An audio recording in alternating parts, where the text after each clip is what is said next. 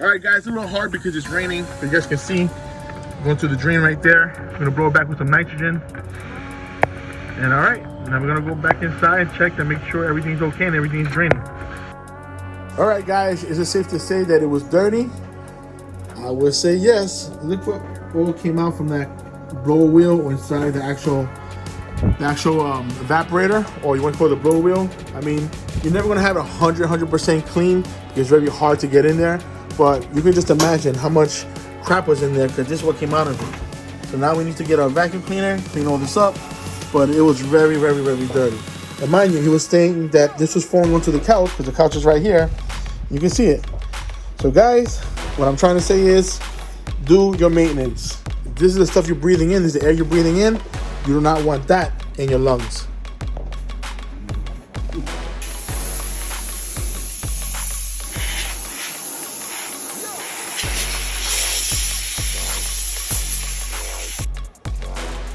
All right, guys, make sure everything is always clean. You know, we'll make sure the customer's happy, but everything has to be clean. It's always important not only just to clean the coils, but make sure the return on top. Kind of hard to see because it's about 2 inches off from the ceiling, but that specifically is always dirty because that's the return side. And you want to make sure everything's clean. And also always check the blower wheel. The blower wheel inside here, the scroll cage fan, whatever you guys want to call it. Inside here, you guys gotta clean it. It's a little hard to clean sometimes, so we use nitrogen. We use compressed air. We use the spray, whatever it is, because sometimes to take off that wheel is a pain in the ass, or you have to take out the whole unit apart, and what happens is you're taking a chance that something may break, so you don't want to do that. All right, guys, so we just finished cleaning out the mini split or the indoor unit, whatever you guys want to call it. Now we just finished cleaning after ourselves.